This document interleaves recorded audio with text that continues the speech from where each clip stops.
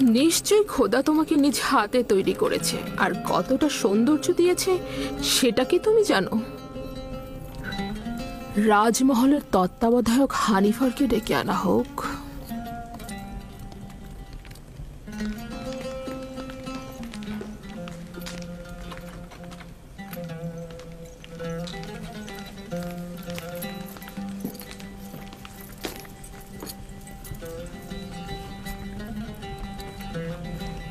এটি সে তার বালিশের নিচে লুকিয়ে রেখেছিল।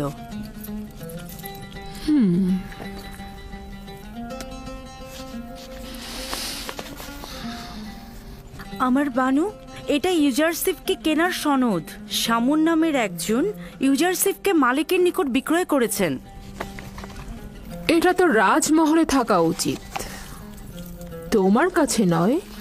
আপনি যা ভালো মনে করেন।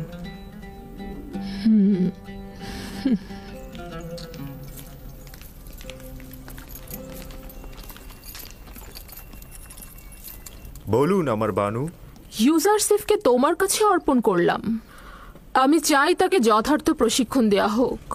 রাজমহলের চালচলন এবং আচার ব্যবহার তাকে শিক্ষা দেয়া হোক। এ ব্যাপারে আপনার ওপর আমার যথেষ্ট বিশ্বাস রয়েছে। আপনি ইউজারশিপকে সঠিক শিক্ষা প্রদান করতে পারবেন।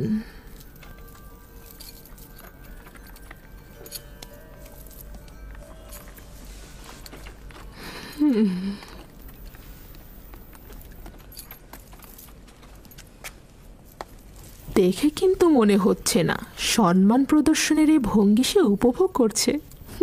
এই মরুচারী তো ভেড়া চড়ানোই জানে না, আর আপনি ওর কাছে সম্মান প্রদর্শন আশা করছেন? ওর তো বংশ পরিচয় নিয়েই আমি সন্দিহান। ও সম্মান প্রদর্শন শিখবে কোত্থেকে? দেখো এই পোশাকে তাকে কি সুন্দর লাগছে। আস্তে, প্রকাশ্যে ওর এমন তারিফ করবেন না, তাতে অহংকারী হয়ে যাবে। এসো আমার সঙ্গে।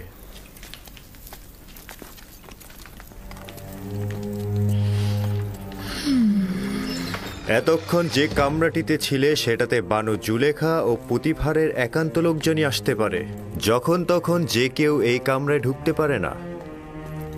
এই কামরায় প্রবেশ করতে হলে তাকে অবশ্যই 7টি দরজা অতিক্রম করতে হবে। এই 7টি দরজা শক্তভাবে তালাবদ্ধ থাকে, আর তালাবদ্ধ অবস্থায় যে কেউ চাইলেই সেখানে প্রবেশ বা বাহির হতে পারে না। আর এই দরজাগুলোর চাবি শুধুমাত্র বানু জুলেখার কাছেই সংরক্ষিত থাকে। এই জায়গাটি হচ্ছে আমাদের রাজমহলের সবচেয়ে দৃষ্টিনন্দিত স্থান, আর এইখান থেকেই আমাদের প্রিয় মিশরের নীলনদ পর্যবেক্ষণ করা যায়। আর ওই পশ্চিমে মৃত ব্যক্তিদের দুনিয়াও দেখা যায় এখান থেকে। এসো আমার সাথে।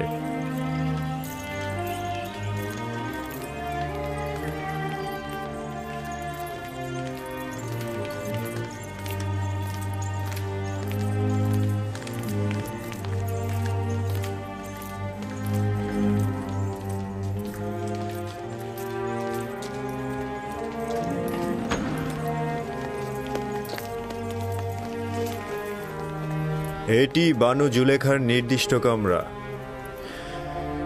তিনি অত্যন্ত দাম্ভিক ও অভিজাত পরিবারের সন্তান। তোমাকে সতর্ক থাকতে হবে, কখনোই তার ফরমানের অবাধ্য হওয়া যাবে না। চলো যাই।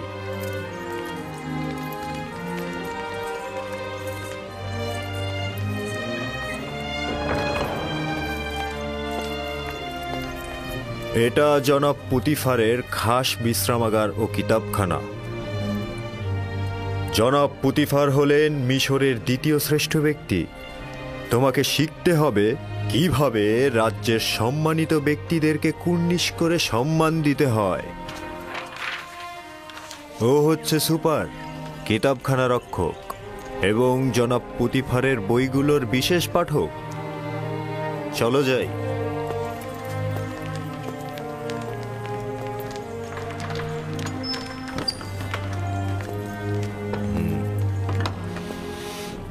এই কক্ষটি হচ্ছে জনাব পুতিফার ও বানু জুলেখার আহার কক্ষ।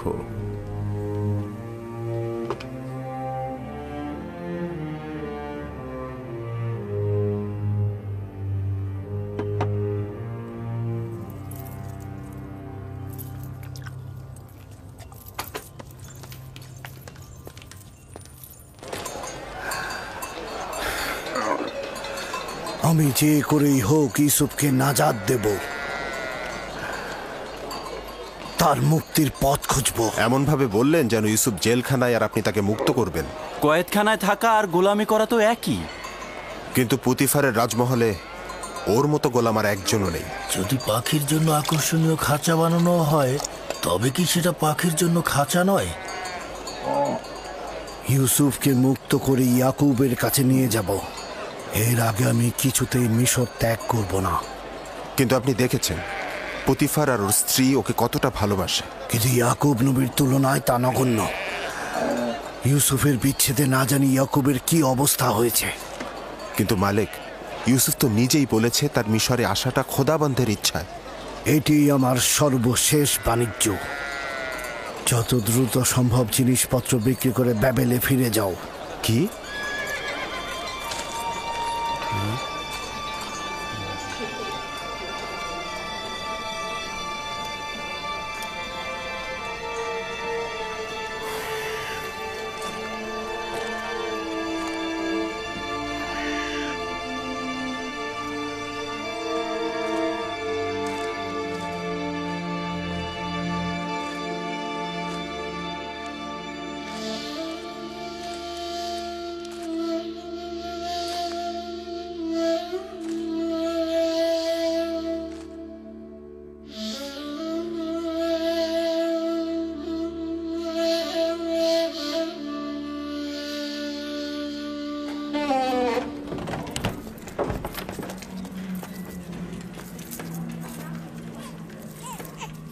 এটি খেদমতদার ও গোলামদের থাকবার জায়গা।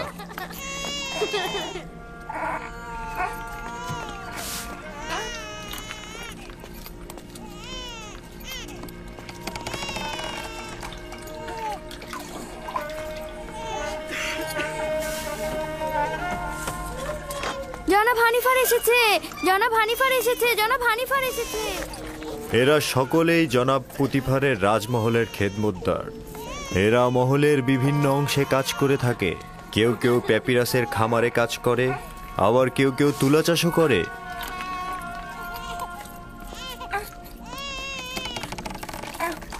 কিছু সংখ্যক পুরুষ এবং নারী এখন কর্মক্ষেত্রে রয়েছে। এখানকার প্রতিটি কামরায় একটি করে পরিবার বসবাস করতে পারে। তাদেরকে এত অসহায় দেখাচ্ছে কেন?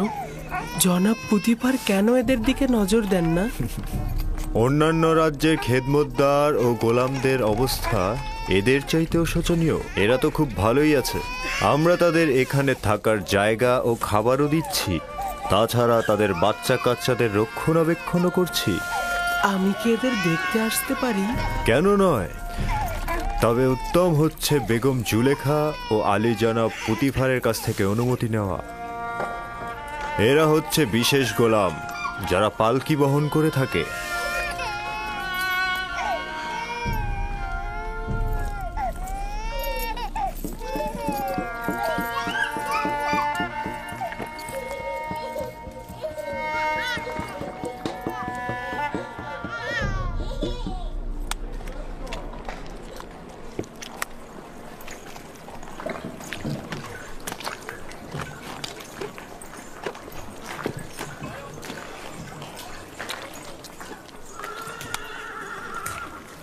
এখানে প্যাপিরাস থেকে লেখার কাগজ তৈরি হয়।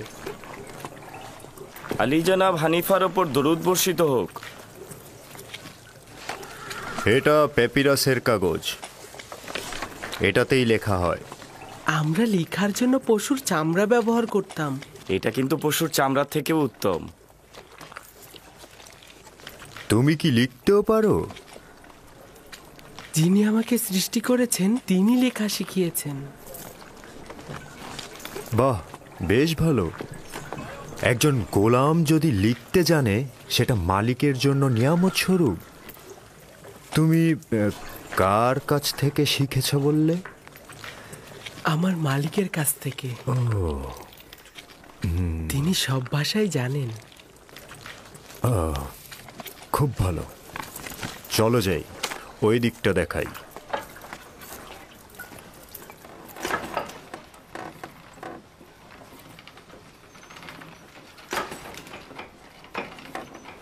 এটি হলো কাতান বুননের স্থান। কাতান কি? কাতান হচ্ছে সেই কাপড় যেটাকে কোমরে পেঁচিয়ে পরিধান করে থাকি আমরা, এবং এই কাপড়টা দিয়েই লেবাস তৈরি করি। সবচাইতে মোলায়েম যে কাতানটি তৈরি করা হয় সেটার নাম কাতানে সালাতানাতি। শুধু রাজমহলের বাসিন্দাদের জন্যই এ কাতান তৈরি করা হয়। বানু জুলেখার আকর্ষণীয় যে কাতানগুলো আছে সেগুলো এখানেই তৈরি হয়। চলো যাই।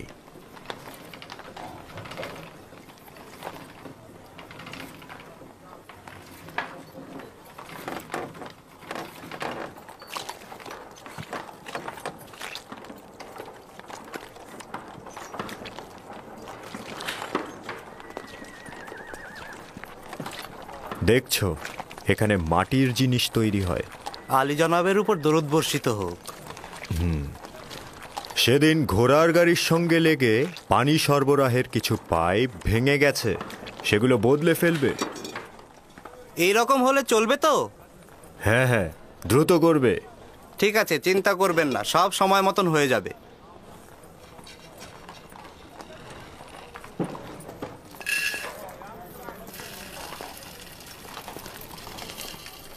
এটি খাদ্য সরবরাহের ভাণ্ডার।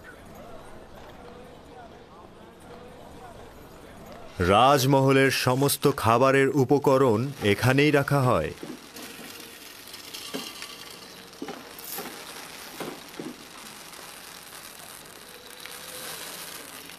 তোমার মন কোথায় পড়ে আছে? ঠিক মতো কাজ করো।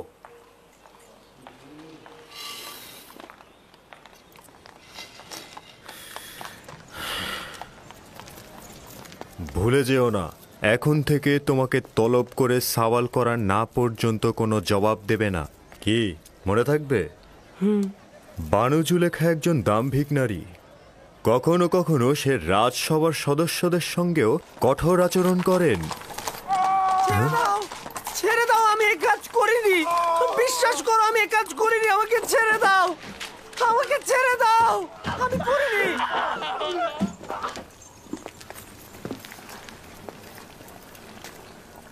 এটি রাজমহলের রান্নাঘর। বিভিন্ন ব্যক্তিদের জন্য এখানে হরেক রকমের রান্না করা হয়। গোলাম ও খেদমতদারের জন্য আলাদা খাবার, দায়িত্বশীল ব্যক্তি ও তত্ত্বাবধায়কদের জন্যও আলাদা খাবার, এবং জনাব পুতিফার ও বানু জুলেখার জন্য স্বতন্ত্র খাবার তৈরি করা হয়। কেন অনেক রকম খাবার তৈরি করা হয়? সকলের জন্য একরকম খাবার তৈরি করলেই তো হয়।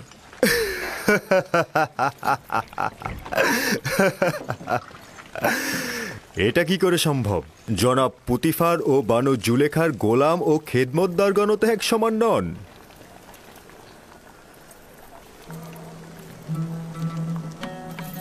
ও হচ্ছে ইউজারশিপ। এখন থেকে ইউজারশিপই তোমাদের খাবার বন্টনে সহায়তা করবে। ও একজন অক্ষর জ্ঞান সম্পন্ন বালক, তালিকা অনুযায়ী হিসেব করে ও খাবার বন্টন করবে। এতে করে আমাদের খাবারের হিসেব ঠিক থাকবে।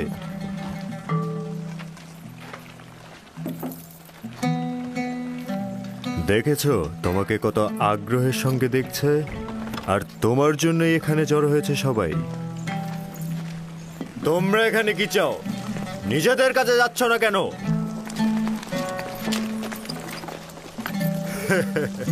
কাজে মন দাও। চলো ইউজারশিপ।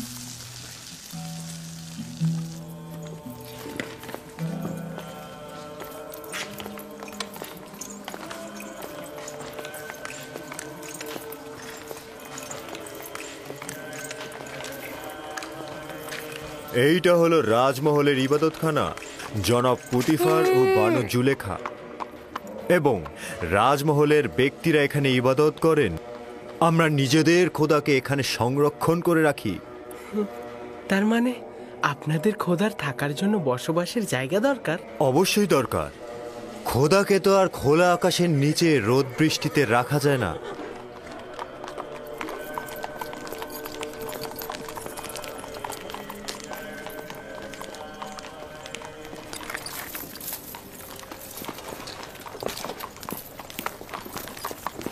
জনাবে মহান হানিফারের উপর দরুদ। সাধারণত রাজমহল দর্শনের সময় সকালবেলা, হঠাৎ এই দুপুরবেলা। ইউজারশিপকে রাজমহল দেখাতে নিয়ে এলাম। আমি চাইছি এই রাজমহল ও এর আদিবাসীদের সঙ্গে ওর পরিচয় হোক। ওখানে কি হয়েছে?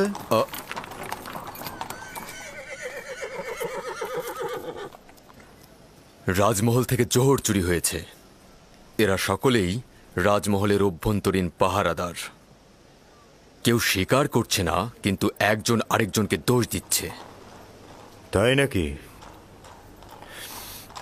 চলো দেখছি ব্যাপারটা।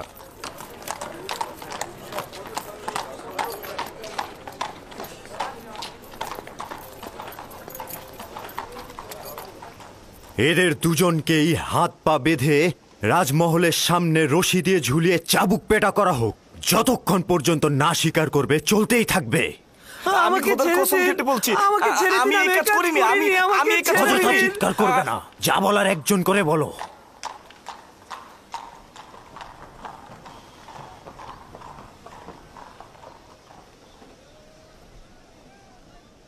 কিন্তু জনাব হানিফার, মহান খোদার কসম, আমি অপরাধী নই। সত্যি বলছি, আমি চুরি করিনি। আসলে যেদিন চুরি হয়েছে সেদিন তো আমি আসিনি, সেদিন তো আমি ছিলামই না। আমি চুরি করিনি। আমরা তো অবশ্যই দোষীকে খুঁজে বের করতে সক্ষম হব, তাই না? এর চাইতে উত্তম হবে দোষ স্বীকার করো, নয়তো পরিণতি খুব ভয়াবহ। সে বলেছে তুমি তার গাফিলতির সুযোগে খেদমত মহলে প্রবেশ করেছো। আমি প্রবেশ করেছি? আমি তো সেদিন আসিনি। ও মিথ্যে কথা বলছে, মিথ্যুক কথাকার। ভুল করেছি, তখনই ওকে ধরা উচিত ছিল আমার। আমি খোদার নামে কসম কেটে বলছি, আমি নিজ চোখে দেখেছি ওকে চুরি করতে। আমাকে আর কেউ দেখলো না, শুধু ও দেখলো? এটা হতে পারে? একজন পাহারাদারের দায়িত্ব খেদমত মহলে কে প্রবেশ করছে এবং বের হচ্ছে তার নজর রাখা। তোমার ঘুমানো উচিত হয়নি। তুমি দোষী, কেননা তুমি কাজের সময় ঘুমিয়েছ, আর তোমার পক্ষে কোনো সাক্ষীও নেই। কিন্তু আলী জনাব, আমি সত্যি করে বলছি, আমি চুরি করিনি। দুঃখিত। নিনিফার কোপাতাকে আজাদ করুন এবং ওকে জেলখানায় পাঠিয়ে দিন। আলী জনাব, আমি চুরি করিনি, আমি চোর নই, আমি সত্যি বলছি। আপনারা আমাকে রহম করুন, খোদার কসম কেটে বলছি। আমি তোমার জবান বন্ধ করো। নীলিফার, তুমি খোদার ক্রোধে আগুনে জ্বলবে। কেন সত্যি বলছো না? আলী জনাব, আমি চুরি করিনি, আমি সত্যি বলছি, খোদার কসম। আমি চোরকে শনাক্ত করতে পারবো। না পুত্র আমার, এটা তোমার কাজ নয়। আমি আপনাদেরকে নিশ্চয়তা দিচ্ছি। আপনারা কি চোরকে শনাক্ত করতে চান না? চাই, কিন্তু তুমি কি করে চোরকে শনাক্ত করবে? আমার আব্বাজান শিখিয়েছে, তিনি ফয়সালা নির্ধারণে দক্ষ ছিলেন।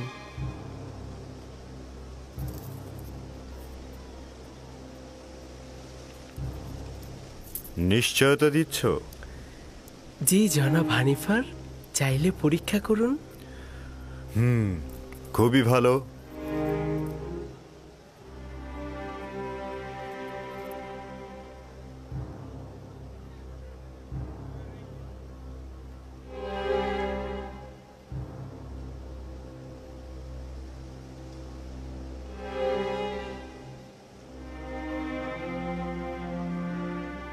আমি জানি চোরকে। আমি আশা করছি সে নিজে থেকে দোষ স্বীকার করে তার শাস্তি কমিয়ে নেবে। আসলে যেদিন রাজমহলে চুরি হলো সেদিন আমার পাহারার দায়িত্বই ছিল না। আমি তো সেদিন আসিনি। আমি যে চুরি করিনি এটার কোনো সাক্ষী নেই, তবে সত্যি করে বলছি, আমি নিজ চোখে নীলিফারকে চুরি করতে দেখেছি, খোদার কসম। আমি গুনাহগার ব্যক্তিকে শনাক্ত করতে সক্ষম হয়েছি, আর কিছুক্ষণের মধ্যেই আমি তা প্রমাণ করে দেব। জনাব হানিফার, আমি চোরকে শনাক্ত করে ফেলেছি। আপনি অবশ্যই তার গর্দানটা কেটে ফেলবেন। আমি শুধু চাইছি তাকে শনাক্ত করতে। একবার শুধু শনাক্ত হোক। তাকে কোনরূপ ক্ষমা করা হবে না, শুধু শনাক্ত করুন। জনাব রুদামুন, এই দুজনকেই বাগিচার কাছে নতজানু করা হোক।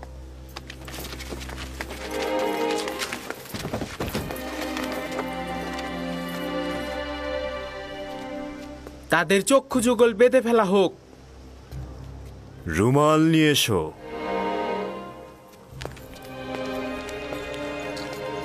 তার হাত বেঁধে ফেলো।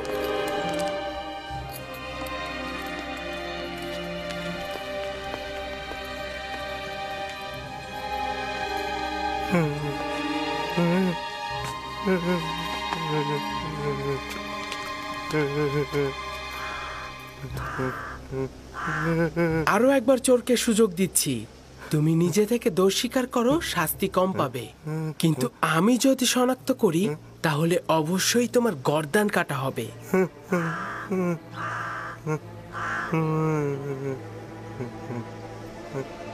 সেই চোর, আপনার তরবারি বের করুন।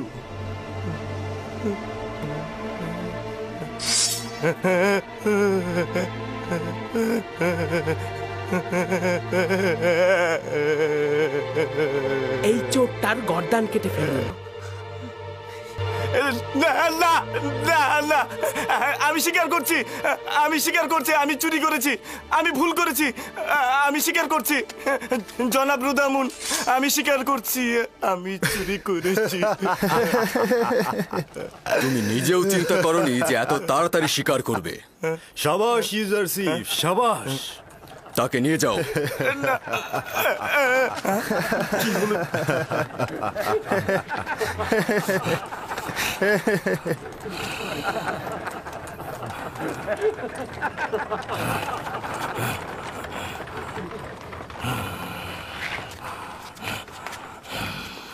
শাবাশ পুত্র আমার, চিন্তিত ছিলাম। আমি ভাবতেই পারিনি যে তুমি পারবে। শুকরিয়া জ্ঞাপন করছি, অনেক অনেক কৃতজ্ঞতা জ্ঞাপন করছি। আমি গুনাহ না করেও শাস্তি পেতে যাচ্ছিলাম। অনেক অনেক শুকরিয়া। তোমাকে দোষী করেই তোমার জীবন বাঁচানো হলো, তাছাড়া আসল চোরকে ধরতে পারতাম না। তুমিও একেবারে গুনাহীন নও, আর একবার যদি দায়িত্বের অবহেলা করো তাহলে কঠিন শাস্তি প্রদান করা হবে। আজ্ঞা শিরোধার্য, এরকম আর হবে না। শুকরিয়া, শুকরিয়া। খুবই ভালো পুত্র আমার, চলো যাই, আমার সঙ্গে এসো। কি দারুণ বুদ্ধি রে বাবা! এই দেখলে কিভাবে চোরটাকে ফাঁদে ফেললো? যেমন বুদ্ধি তেমনই সুদর্শন। আমার তো বিশ্বাসই হচ্ছে না, একটা বালক কি করে এই কাজ করলো।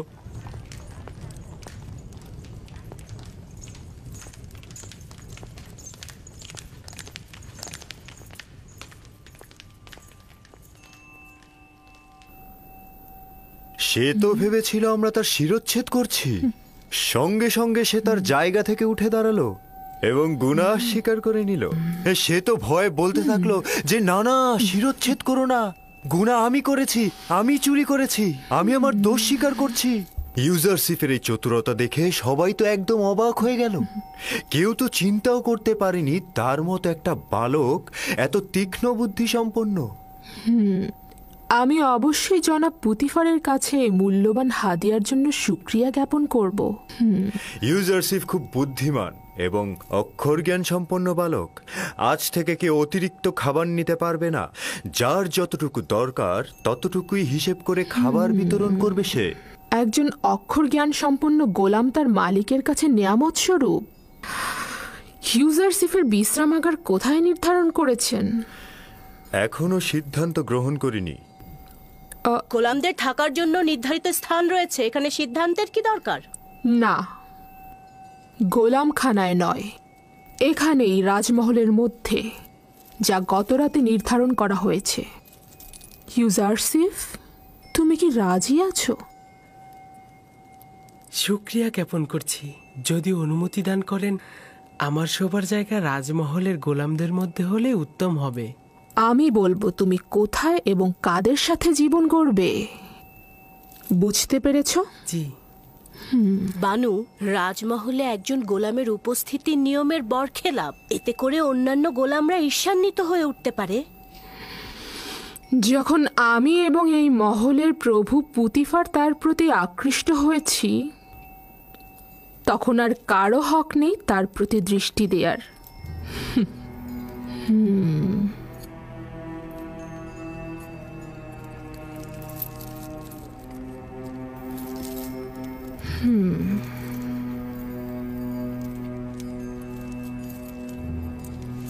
চলো।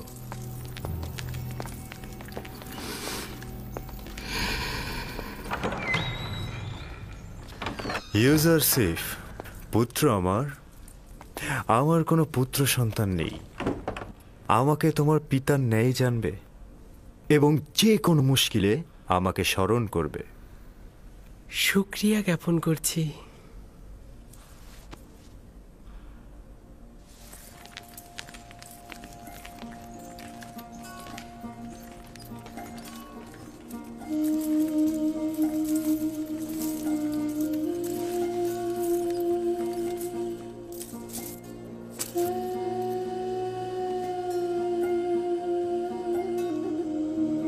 বেচারা আব্বাজান আমার,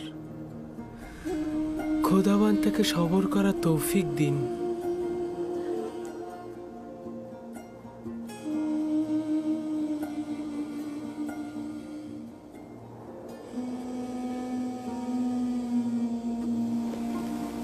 হে কানানের নেকড়ের পাল, তোমাদের বলছি, হে কানানের সমস্ত নেকড়ের পাল, তোমরা নিশ্চুপ কেন?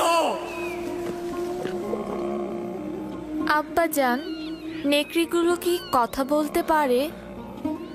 না আমার পুত্র, তবে খোদা তাআলা যদি চান তবে নেকড়েরা অবশ্যই উত্তর দেবে।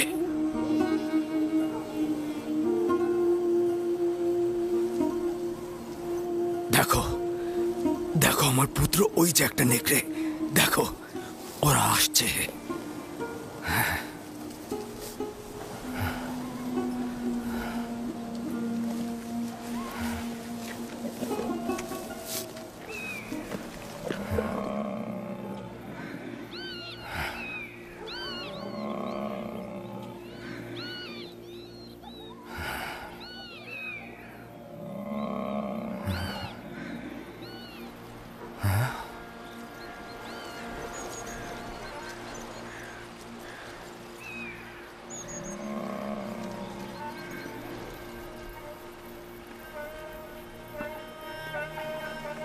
ওই যে দেখো, আব্বাজান আসছে।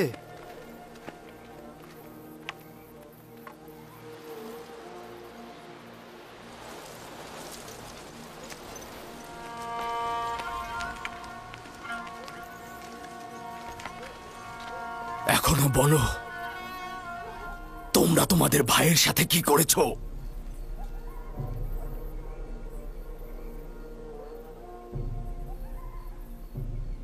কি হলো বলো? কথার উত্তর দিচ্ছ না কেন লাভি? পূর্বে বলেছি তো তোমরা মিথ্যে বলছো। নেকড়েরা অস্বীকার করেছে, ইউসুফের খবর তাদের কাছে নেই। নেকড়ে? নেকড়ে কি করে অস্বীকার করতে পারে? আমি দেখেছি, ওরা আব্বাজানকে বলেছে, ওরা মাথা নেড়ে বলেছে ওরা জানে না। বিলম্ব না করে সত্যি বলো, ইউসুফের সাথে তোমরা কি করেছো? এখনো ফুরসাত রয়েছে। সত্য এটাই যা আগে বলেছি, ইউসুফকে নেকড়েরাই ভক্ষণ করেছে। নেকড়েকে দোষারোপ করো না, তোমরা যা করেছো নেকড়ের বেশে করেছো। এখনো সময় আছে, হাকিকত বলো।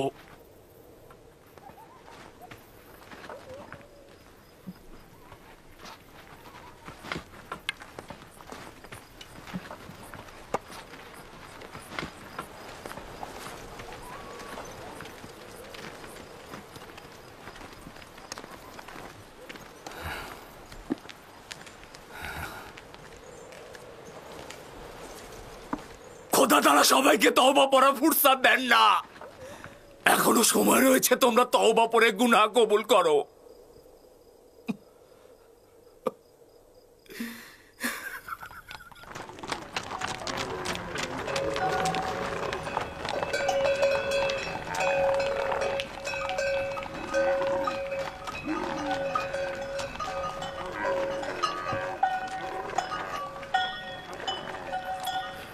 আপনার উপর দরুদ বর্ষিত হোক।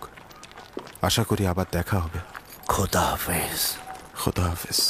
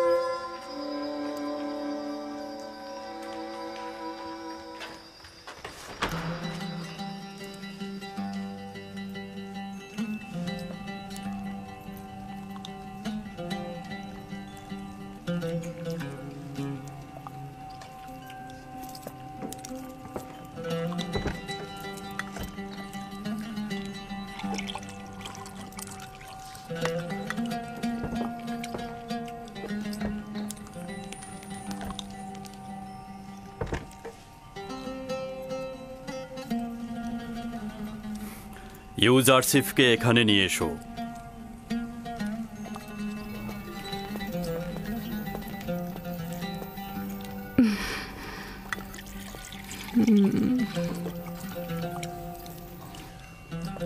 এতদিন তোমার সঙ্গে জীবনযাপন করে আমি উপলব্ধি করলাম যে আমি কখনো সন্তানের অধিকারী হব না।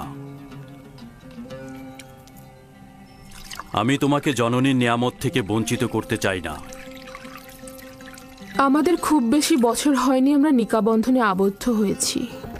কে জানে ভবিষ্যতে আমরা সন্তানের অধিকারী হতেও পারি। পূর্বে থেকেই জনাব পুতিফারের প্রতি আমার ভালোবাসার সন্তান না থাকার কারণে নয়, বুঝতেই পারছেন। তোমার মহব্বতের প্রতি আমার বিন্দুমাত্র সন্দেহ নেই। আমি ইউজারসিফকে ঠিক এই কারণেই তোমার কাছে অর্পণ করেছি। আমি জানি এরকম একটা সন্তান তুমি যদি পাও তবে তুমি এতে অবশ্যই আনন্দিত হবে। কোনো কিছুই আপনার মহব্বতের তুলনায় আমাকে আনন্দিত করবে না। ইউজারসিফকে আমি আপনার হাদিয়ার ন্যায় মহব্বত করব।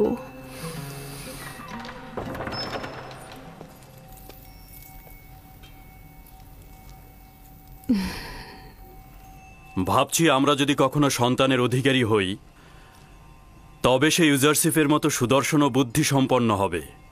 আমার মনে হয় সে ইউজারসিফের মতো তীক্ষ্ণ বুদ্ধিসম্পন্ন নাও হতে পারে।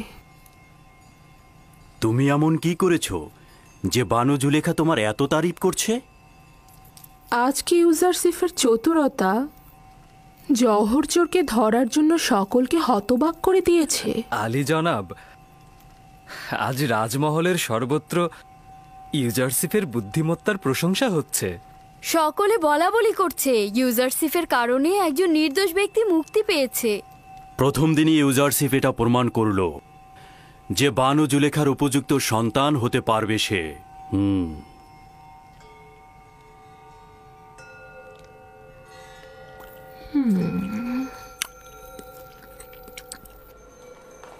আমি নিজে শুনেছি ইউজারসিফকে সন্তান হিসেবে গ্রহণ করার সিদ্ধান্ত হয়েছে। তাই নাকি? জুলেখা কি সত্যি সত্যি এই সিদ্ধান্ত মেনে নিয়েছে? না, মুখে কিছু বলেনি, তবে রাজি আছে মনে হলো।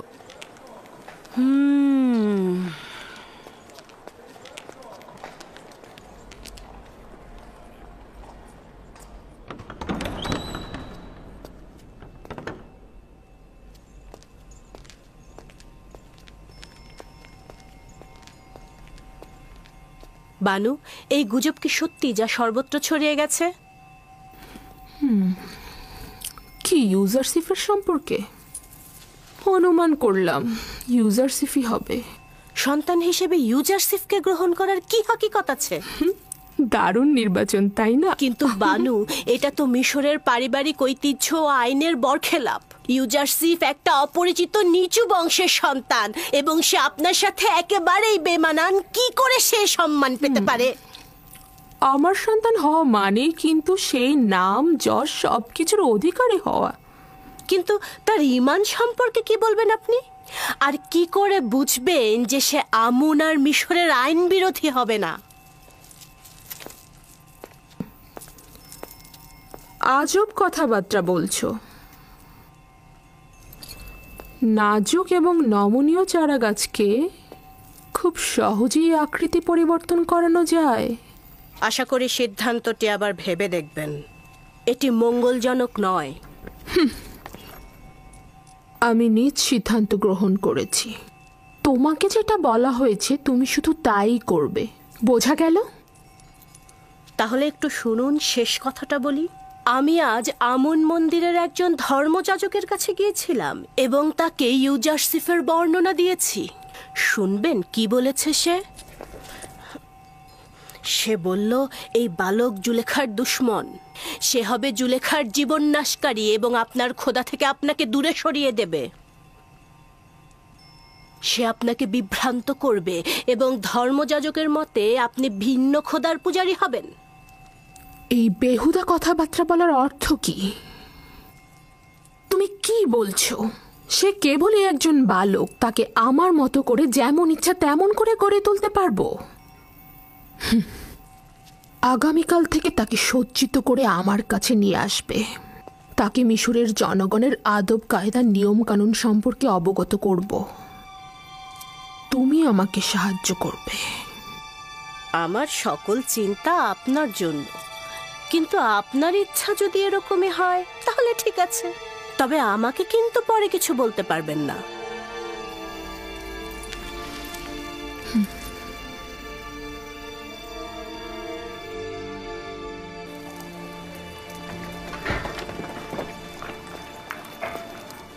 জনাব পুতিফারের খাবার নিতে এসেছি। হয়েছে? ইউজারসিফ না আসা পর্যন্ত খাবার দেওয়া হবে না। ইউজারসিফকে খাবারের দায়িত্ব দেওয়া হয়েছে। ইউজারসিফ খুব ভাগ্যবান একটা ছেলে। ওকে পুতিফার ও জুলেখা চাচ্ছে নিজের সন্তান হিসেবে স্বীকৃতি দিতে।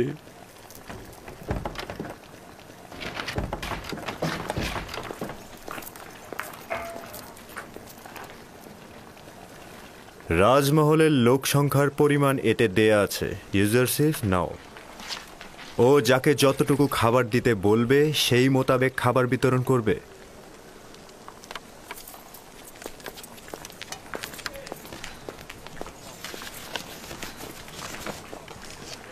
পাহারাদারদের 20 জনের খাবার।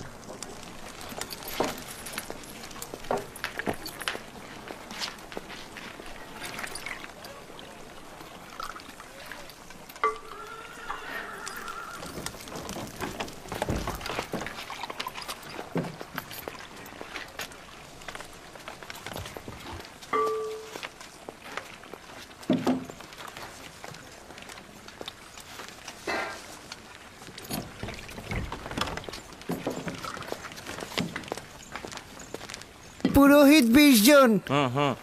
ইবাদতখানায় পুরোহিতের সংখ্যা 5 জন, তবে 20 জন কেন? ইবাদতখানার খোদার কি খাবারের প্রয়োজন নেই? তার মানে তোমাদের খোদাও কি খাবার গ্রহণ করে?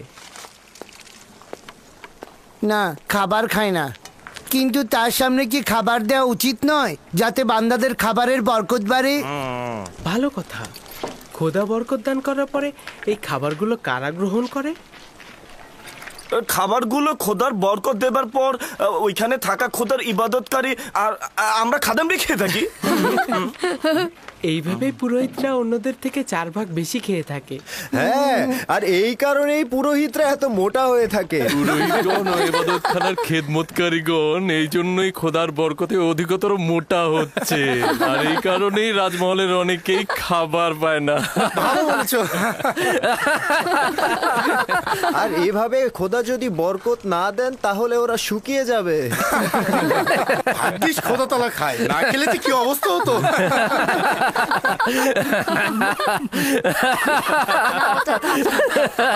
অনেক হয়েছে। তোমরা যদি ইবাদতখানার খাদেমের কাছে লজ্জিত না হও, তবে অন্তত খোদার কাছে তো লজ্জিত হও। চলো।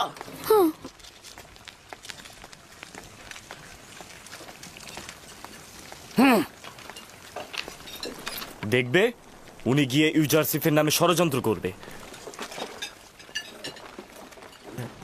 এখানে ইবাদতখানার পুরোহিত ও খেদমতদারের সংখ্যা 5 জন উল্লেখ করা হয়েছে। এর বেশি খাবার দেওয়া উচিত হবে না। এসব নিয়ে তোমাকে মাথা ঘামাতে হবে না।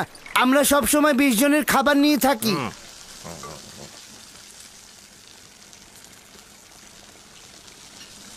আজ যতটুকু চাই ততটুকু দিয়ে দিন। জনাব হানিফার এর সমাধান করবেন।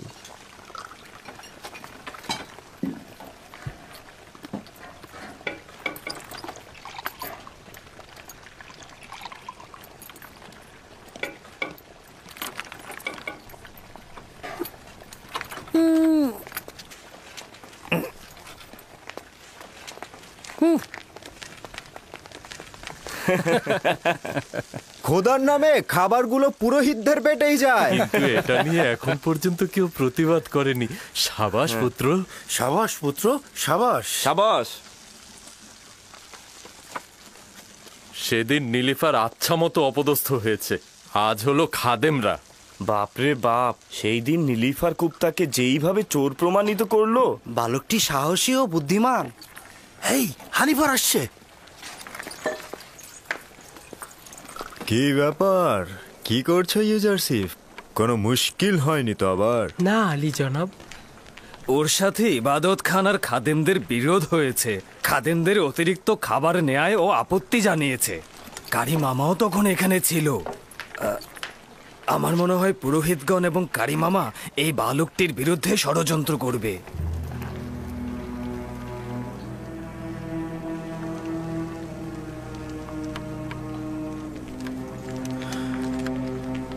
আলী জনাবের খাবার প্রস্তুত হয়েছে?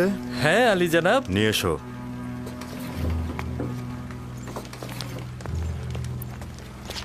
তুমিও এসো ইউজারসিফ। সবাইকে তালিকা অনুযায়ী খাবার বিতরণ করবে ইউজারসিফ না আসা পর্যন্ত। এসো।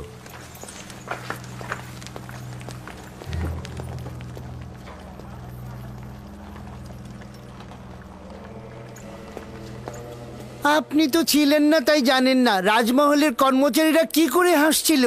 রাজমহলের কর্মচারীরাও তার সাথে ছিল। পুতিফার একজন বালককে রাজমহলের খাবারের দায়িত্বে নিয়োজিত করেছে। হানিফার তাকে তত্ত্বাবধায়ক বানিয়েছে। আমার পূর্ণ বিশ্বাস সে কাফের এবং আমাদের খোদার ইবাদত করে না। যদি তোমাদের কথা সত্যি হয় তাহলে আমিও তাকে ছেড়ে কথা বলবো না। আমি পুতিফার ও জুলেখার সাথে এই বিষয় নিয়ে কথা বলবো, তোমরা একদম চিন্তা করো না।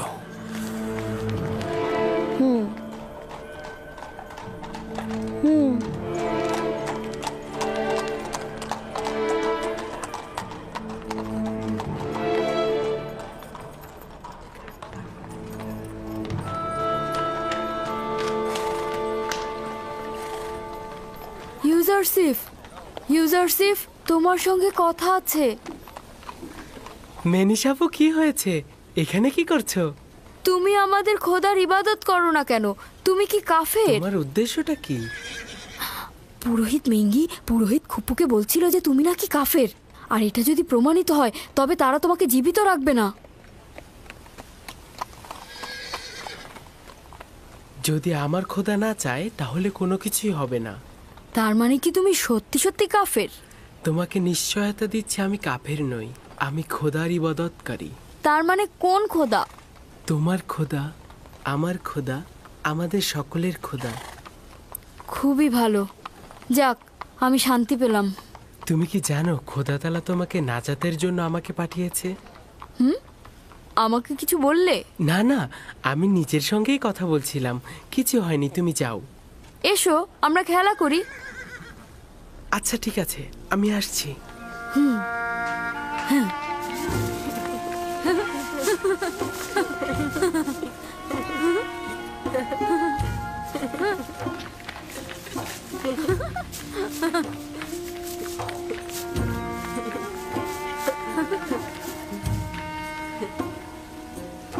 হায় আফসোস, যদি দেখতেন কিভাবে রাজমহলের সব ব্যক্তি তার সাথে মিলে পুরোহিতদের ঠাট্টা করছিল।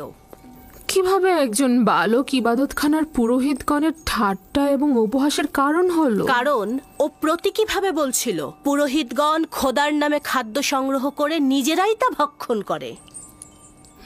ঠিক আছে, আমি তার সঙ্গে কথা বলবো। আমার সন্দেহ অমূলক নয়। সে আমুন কেন কোনো খোদাকেই পূজা করে না।